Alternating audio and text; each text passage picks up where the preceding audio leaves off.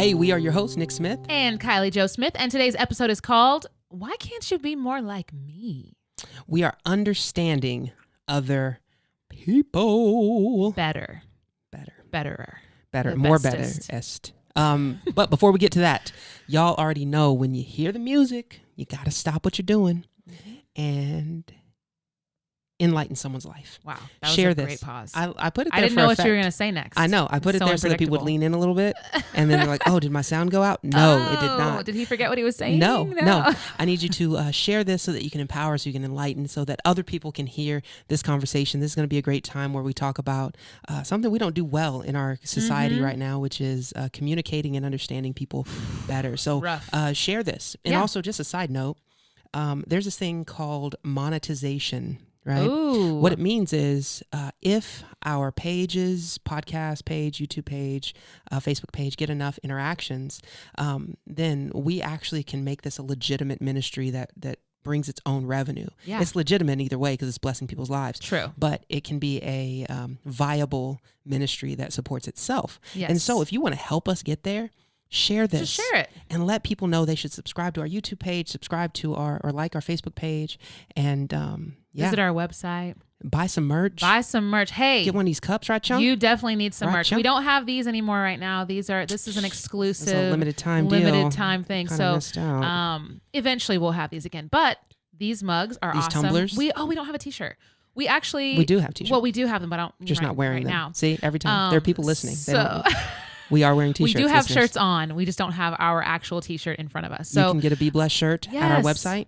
Yeah, we'll send it to you personally because we are doing our own fulfillment because we're legit like that. That's right. And if you want to become a part of our inner circle, that is the name of our Patreon group. And those are the people that support us on a monthly basis. You can start as little as $2 a month become a part of our inner circle. And what that gets you is exclusive content. You get mini episodes, you get bonus episodes, you get updates, you get a voice in what we do next. So like the next t-shirt we're going to print off, you'll get to vote on that. You'll get to let us know which t-shirt we should sell. You get discounts on merchandise. You get exclusive live video chats with us where you can talk about things and we can engage. If there's a specific thing you want us to talk about on the podcast, you can have that. Or if you just heard something and you want clarification, we can have this chat and we can make it happen and you have direct access to us. So that's right. Pray about if you want to be a part of our inner circle. Again, as little as $2 a month, you can go up to as much as you want to give us a month. Depending on how much cool stuff you want. I'm just saying. And we want to give a shout out to our newest member of our inner circle. Yes. Hey, Jessica. Thank you so much. Thanks for supporting. We love having you in our inner circle and every single person that's a part of it already.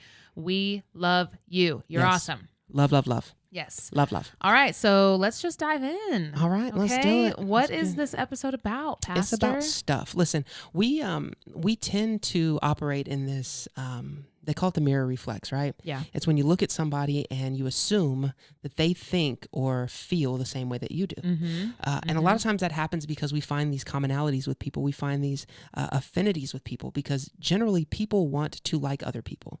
Unless you're just a jerk. Some people are just jerks. And if that's you, deal with that. Okay. There's something in your heart.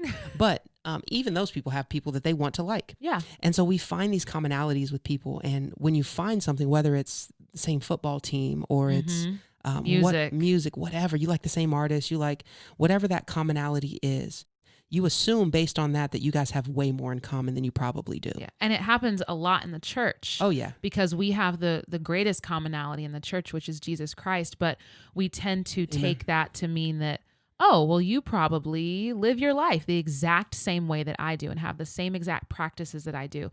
And you probably listen to the same worship music that I do. You probably listen to the same pastors that I do. You probably vote like I do. Right. And that's not always true. Not always the truth. Yeah. And so you have to be mindful that the people that you're dealing with on the other end of that conversation table, they may not feel the same way. And you got to understand that when you're looking at them, you're seeing them and their life experience and the complexities that are there, and you're viewing them through your understanding. And it gives you this false, got into that, just slap the microphone. It gives you this false sense of trust in everything they do or say. Politicians use this all the time. It's true. All the time. It is so true. They're like, hey, you like whatever, the Dodgers, the Yankees, or I like them. You wear blue jeans. I wear blue jeans. So we're pretty much the same. So we can vote the same. And so it's this false sense of trust that we try to elicit from people, but we give it to people. We give them our trust because we're like, oh, hey, they can't be such a bad guy. They like the same thing I like. Or that, this woman, she appreciates the same stuff I appreciate. And so, man, that's my friend. And it's almost this tribal mentality that we get. Oh, definitely. Because it not only becomes a sense of an affinity and camaraderie over something, Mm-hmm. but it then becomes something we can use in society against other people groups. Yeah. Like, you're not like us because you don't wear blue jeans. That's right. It's like that. You're probably like those commies over there who wear green jeans. Who wear slacks. Even if they're denim and they're green, you still call them blue jeans. It's just the thing. Of course. They're That's blue true. jeans. They're Levi's, obviously. Or whatever. Maybe wear Wranglers. I don't know. It reminds me of that Dr. Seuss book, the Bread and Butter War. Yes. Where they have the butter side up and butter side down and they go to war. Yeah. But thinking about that tribalism mentality, what ends up happening is when that person who you've already included in your tribe, when they do something that goes against the tribal norm that you've established in your own heart, that you've said, this is who we are. We're coffee drinkers and we never drink tea. And you see that person drink tea, all of a sudden, it's not just about, oh, this person, we share a commonality, but they have other interests. Now it's this like, I've been betrayed. This tribe that you're a part of, this group of people, this is what we believe in. And you're going against that. With your tea, with your slacks, with your bread and butter down. You know what I mean? Goodness. Like, we pick these things and we then dig into our affinity or whatever that is, whatever makes us different at that point. And we start combating with, why can't you just see things the way I see it? Why can't you just be more like me? Yeah. And I think it comes from a sense of prejudice, a positive prejudice. Ooh. So So the word prejudice is a really sensitive word right now because we generally are associating this with outward appearance. Yeah. Well, and a lot of times now it's with racism. Yes, that's the specific outward appearance I was I'd referring missed to. it. I was trying not to use the word race. I was Right over my trying head. to Totally missed be it. PC here. No, I don't. It's all good. We'll just say it. But it's in a negative light. Yeah. But we also use prejudice in a positive light. Like, we'll think, oh, well, because you're like this, you have this thing in common with me, you must be like this also. Yeah. It's a positive way of viewing someone, but it's also prejudice. Yeah. Which is, it's weird for me to wrap my head around that sometimes. Like, I've been prejudiced against things, or not against them, For I guess. them. Prejudiced for them. Things. Yeah. But that's also harmful to the relationship. It can be. Yeah. Because like all a prejudice means is prejudging something. Yeah. That's just based on something preliminary. You make a judgment call, and we do it all the time. Yeah. I am a huge proponent of prejudging food before I eat it. You guys don't understand especially how true that is. if I just see one of the seasonings that you're using, I'm probably not going to like this. Yeah. I haven't tried it, but I'm prejudging it based on what I see. Like, I don't know. Yep.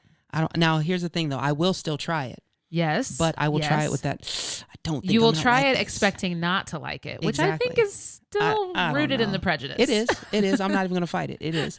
But we have these prejudices all the time, and we make positive and negative judgments. Yeah. That have no basis in experience outside of a very superficial experience. Yes. And I think when we're doing that, when we're using positive or negative prejudice, we're denying ourselves the opportunity to learn more. We're denying ourselves the opportunity to experience more. And sometimes that's not a bad thing, right? I don't want to experience being mugged.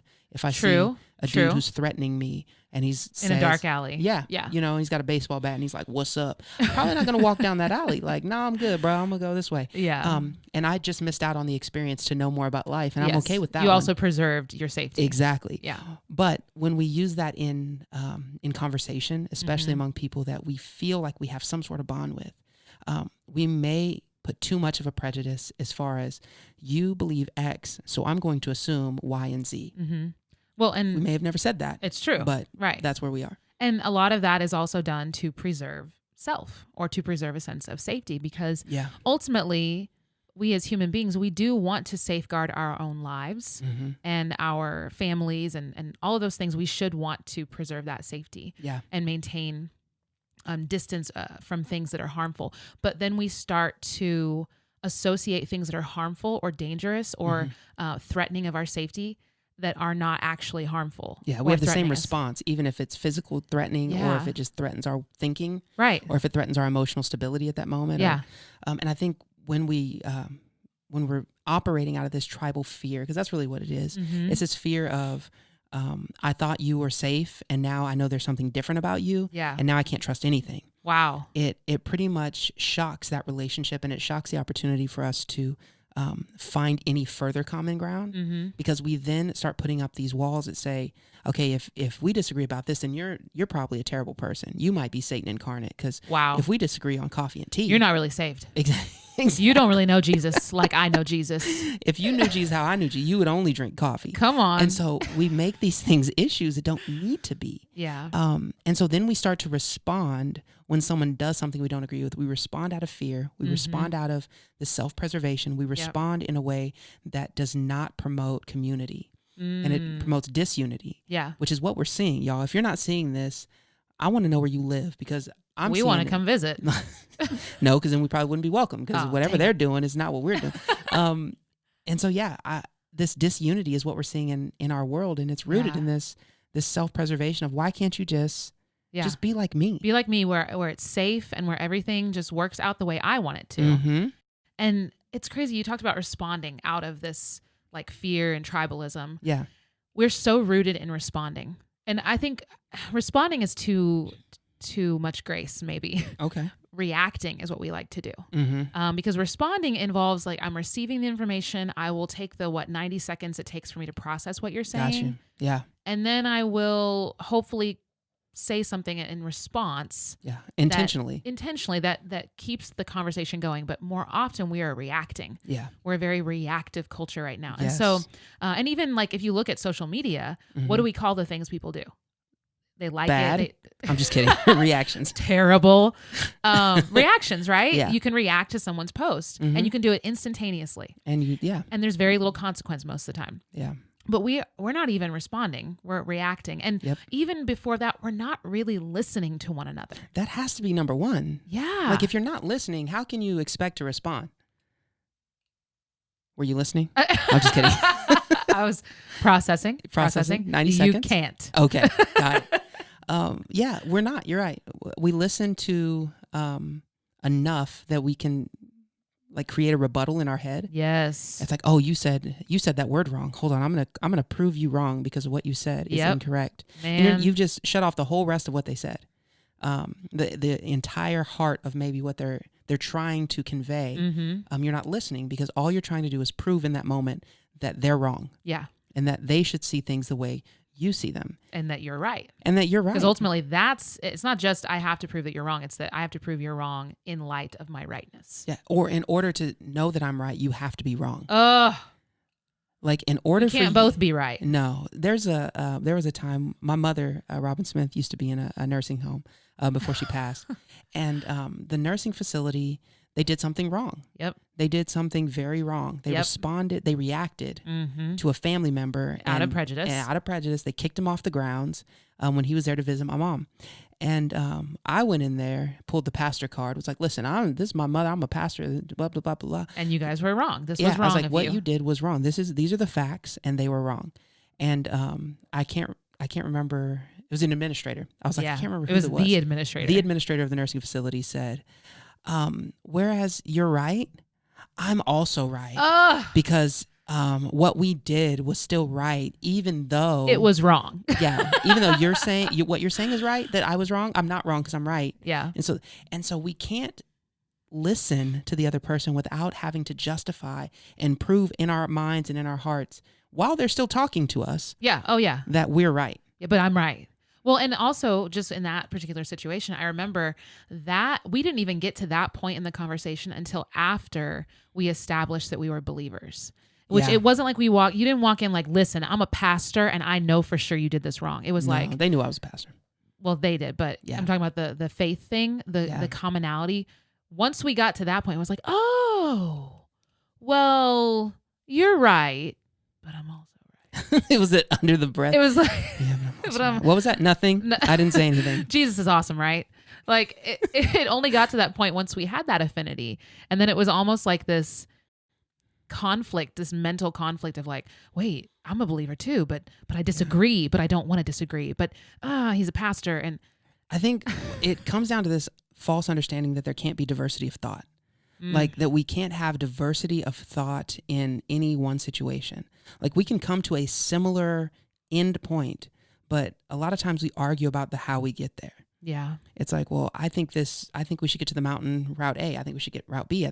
Okay, but can you appreciate that the way I'm getting there is accurate? Like, because I'm getting there still. Yeah. And we can't understand the diversity of thought. And so what ends up happening is it's not only what I did was right, but the way I do it is right. Oh my goodness. Because if I agree that your experience and that your life is valid, and all of the things that you've experienced in your life has led you to this point where what you're saying is absolute truth in your heart and mind and your understanding, then what I'm then saying is my counterpoint, everything leading to that has to be wrong as well. Mm-hmm. And we don't do well separating who we are from the situation. Yeah.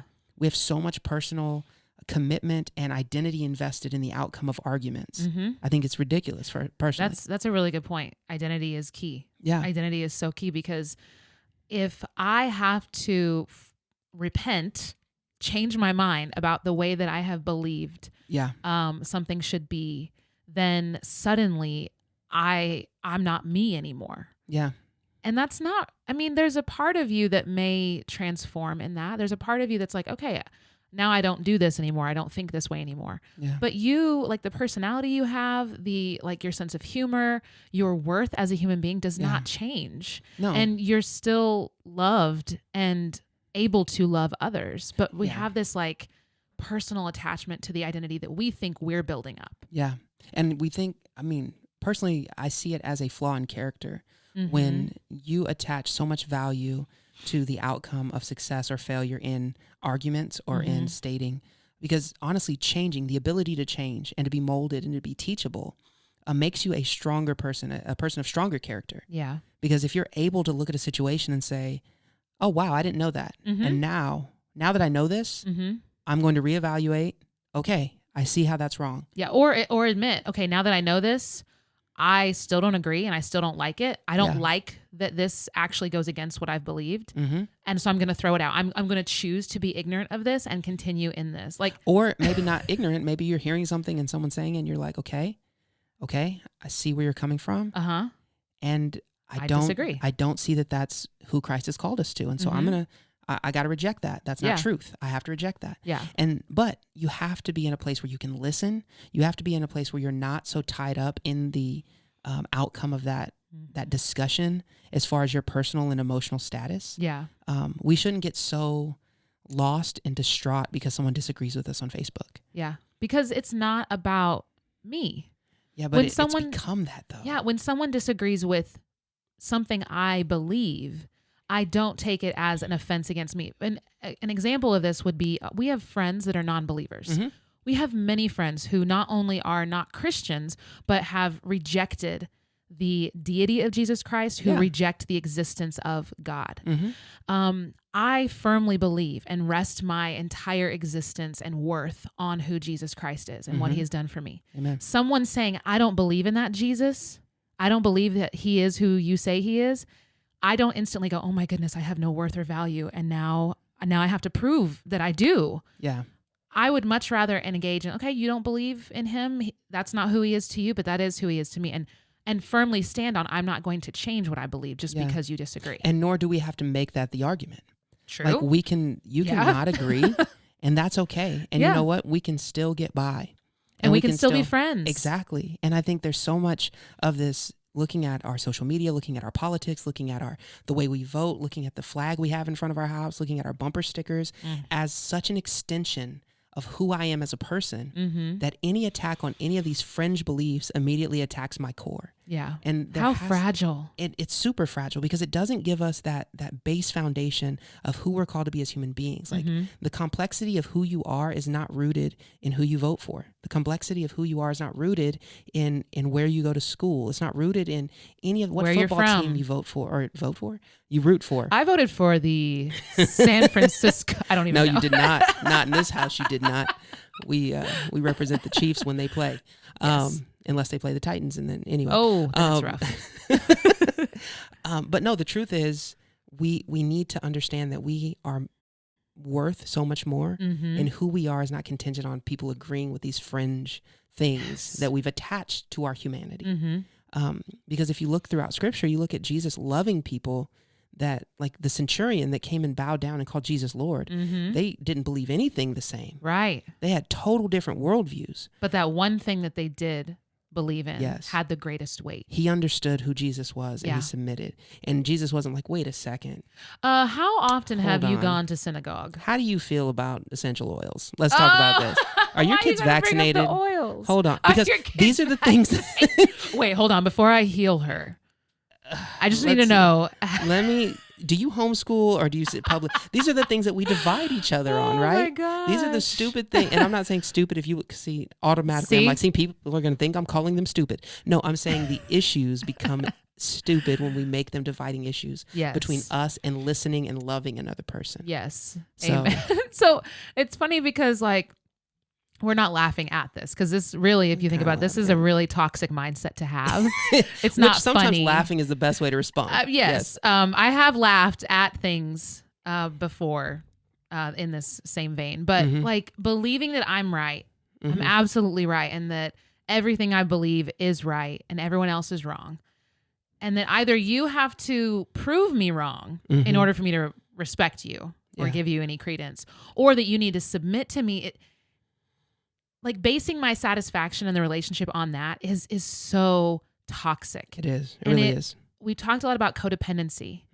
I don't know if I'm sure this relates to that some, but this really is such a superiority mindset that, well, prove it. Yeah. And and you know what? And it comes off as I'm so secure in what I believe in. I'm so passionate. But really, I'm very much going to crumble if anything indicates that I'm wrong or that I'm not the only one who is right. Yeah. And it's just, it's so combative. It does come off like, and I know this because I have been in that place. Yeah. Of like, prove it. All right, cool. Yeah, you said that, but I'm going to say this now. Yeah. It can be very combative, but it can also be like, not to use the word like offensive, because a lot of things are offensive that maybe need to be at times. But it's that the best defense is a good offense approach. Yes. Like instead of, okay, all right, I can defend my own beliefs, an apologetic approach. No, not just that, but now I'm going to tear down anything else that doesn't align with that. And we've talked about it before. We've talked about this kind of like self-focus before, but this is all just more symptoms of that. Yeah. That really we see the damage of this in the church. We see the damage, I mean, in families. Families are splitting up over some of this stuff, y'all. And that is not what we want. And we talk about divisive things. It's been said during this like social climate that bringing up race is divisive, or bringing up COVID-19 is divisive. Yeah. It's not bringing it up that's divisive. It's how we feel about it from the very beginning and how we're approaching each other that is divisive. Yeah, because one thing that we've lost is how to disagree with each other. We've lost the art of conversation. Yeah. Because the art of conversation means listening and responding. Yeah. And it also requires, if you go back to Christendom, because people say, and I totally agree, we don't live in a Christian society anymore. So Christendom, for those of you who don't know what I'm talking about, once Constantine made Christianity the official religion of Rome, and then all of a sudden, from that point moving forward, Christianity had a political weight, that being a Christian was positive. And so you started having Christianity associated with your society and your culture. And cultures did things because more people were Christian and they believed in a Christian worldview. And so we had all these things like public education, universities all came from Christendom, came from hospitals, orphanages, the care of the elderly. All of this came from this mindset that we're supposed to take care of everyone and we're supposed to love people, right? This is the root of all of that is Christendom. We don't live in a Christian society now. Yeah. We live in a very humanistic society.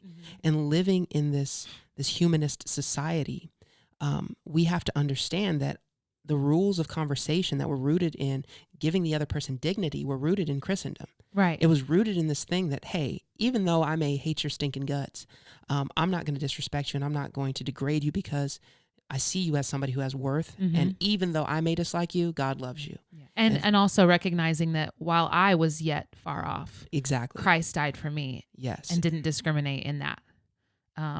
Come on. What? Own it. And so we wanted to give you some signs. Before we give you practicality of what to do, first you need to be able to identify.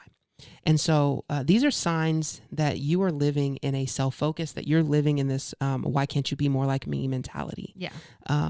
Go ahead. You start. Kick us off. So one of the first signs is about accusatory questioning. In other words, when you ask questions of someone, when you're engaging with them, are you saying things like, how could you fill in the blank? Or how dare you? Those are questions, but they're also accusing. In other words, you're saying, I have an expectation of how you should be responding and speaking about this, but you're not meeting it. Yeah. It's putting people in a position of social or relational equity that I've granted you this. How dare you step on this gift that I've given you? How dare you? I thought you were better than that. I thought you were, my goodness. It's this like, I set you up to my standard and now you're not meeting it. So how could you? How dare you? And yeah, that's very telling of that mindset of why aren't you acting the way I Why aren't want you to like act? me? Yeah, you need to be just a junior version of me. Right. That's it. Forget being a little Christ. You need to be a little me. I'll be a little Christ, you be a little me, and then we'll all get along. Paul said that, right? No, that's not what he meant. Another sign that you're more self-focused is you are so worried about stating your case. You're more willing to talk than you are to listen. And we've said this, that people listen to respond more than they listen to understand. And I think that's so important, because if you're not listening, then you're not going to connect. You're not going to build relationship. You're not going to understand. Yeah. And so if all you're trying to figure out is how can you prove your point, you're operating in this mindset. Yes. Also, seeking to be heard and not hear others. Now, seeking to be heard is not bad. There's a time and a place for us to, like, I'm feeling this way, I'm interpreting it this way. Being heard is not bad. It's wanting to be heard and then not hear anything in response. You don't want anyone to bring a counterpoint to you. You don't want anyone to possibly suggest that what you're thinking or feeling is not rooted in Jesus or whatever your moral code or your ethical code is. And everyone wants to believe they're right. Like, I want to believe that I'm right. But if I'm not willing to hear someone say, like, have you ever thought that maybe that could be not right? Yeah. If I really want to reject someone in that, then I'm doing this. I'm doing this thing right here. The people who can't hear you or can't see. Oh, I'm doing this thing that says, why can't you be more like me? Sorry. I assume everyone's watching us and not just listening to us. There are some people listening. I'm sure. Yes. So I like that point. Everyone believes they're right. Nobody goes home at night and they're like, I was such a bad guy. Man, I've said everything wrong today on purpose. And I hurt a lot of people. Yeah. And it was awesome. I did it on purpose. Nobody does that. Like, everyone justifies. So yeah, that I think it's important for us to keep that in mind. Yeah. Even though I disagree with you, for some reason you think you're right. And so I need to hear you. That's good. Yeah. I think another sign is viewing other people as less than, either as incompetent or unintelligent, because they don't agree with what you agree with. Yeah. It's this superiority mindset that says, and you hear this intellectualized a lot. Yeah. You hear this on both sides of the story, calling other people sheep, calling other people stupid. Yep. You're like, well, I was once like you, and then I was educated. Oh my gosh. It's dismissing another person. Yeah. Because nothing that they are saying or doing meets your standard. So I can easily dismiss them as a person and say I'm superior, whether it's intellectually, emotionally. And I've seen this in interactions between women. Oh yeah. Dealing with emotions. Oh yeah.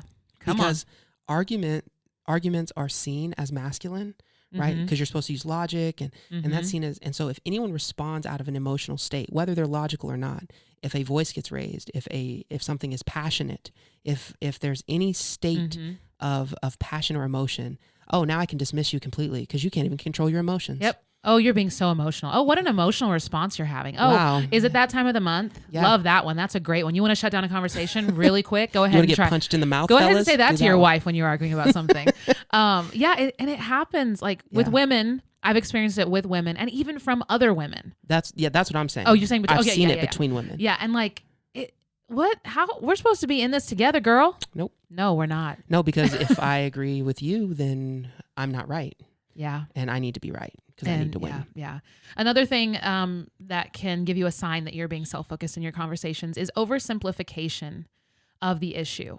or taking away from the complexities of the human experience. So an example of this would be like, well, I don't understand why you're so upset. What's the big deal? Yeah. Wow. And even like, wow, why are you getting so emotional about this? It's not even that serious. Yeah. Okay, let's not oversimplify what someone is experiencing, because one, you probably don't know how they arrived at that conclusion, That's all right. of the things that they've experienced up to that point. Mm-hmm. And also it just kind of makes you sound like a jerk. Yeah. Like whether you're a guy or girl, it's not a guy-girl thing. We're not prejudiced here. Everybody. And I add a bonus sign. Wait, can I touch on the simplification? Oh yeah, sorry. Oversimplification Then a bit? we'll get to the bonus. Okay. Now for a bonus. Oversimplification also is frustrating because what it does is it belittles the person's stance. When you oversimplify where I'm standing, if you want to summarize the way I feel instead of asking me the way I feel, and y'all, this has been the experience right now, and I've seen a lot of tweets, no matter how you feel about racial injustice, social injustice, this is funny. People have stated like, you guys are tearing down monuments when we've been asking you to tear down systems. Come on. It's like you're oversimplifying. We're not mad that the Golden Girls have mud masks We on. don't care about syrup. Yeah, we're not upset about it. We're upset that people are being murdered and not going to jail for it. Yeah. You can change every television show Yeah, it doesn't. that you want. Yeah, so like that's an oversimplification. It's like, oh, you guys are mad about that? Well, the real reason you're upset is because of this. Or if you're in an argument with somebody and they're upset because of whatever valid reason and you oversimplify it. Oh, you want me to close the refrigerator? Okay. No, I don't want you to close the refrigerator. I want you to be more considerate. It's a whole different thing. Yeah, a whole different argument we're talking about here. Yeah. Well, it's people, a lot of times with oversimplification, we extend that into our actions, like with the monument thing and everything. And I remember there was a time where our family was grieving and some folks who had up to that point been very, very unkind, showed up at the door and kind of just gave us money. Yeah, like, it was weird. Like, here, we're really sorry. And I was so upset at that point because I was like, that's what this is about to you? I took that money. I just we want y'all took to the know. money. We invested that money and it's you see it at work right now. But the thing is, why are you that is a gross oversimplification of what is happening of what we're here. going through. Yeah. Can I do the bonus now? Please do. Here's a bonus to know if you are self-focused in your conversations. Do people want to talk to you about things? Whoo.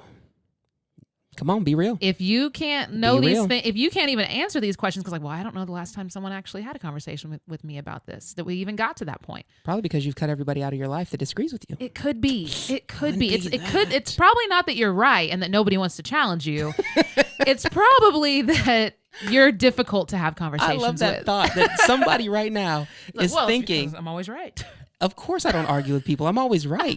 So nobody wants to challenge me because they know that I will demolish them in an argument. I am so superior mentally. No, people just not talking to you because you're a jerk and they don't want to deal with you. You're kind of a bully. That's hilarious. Okay, so what do you do? What do you do if you've heard some of these things and you're feeling challenged, you're feeling conviction, or you're feeling something like, and you're still listening, right? First off, kudos, way to go. You've done the first thing. You're still listening.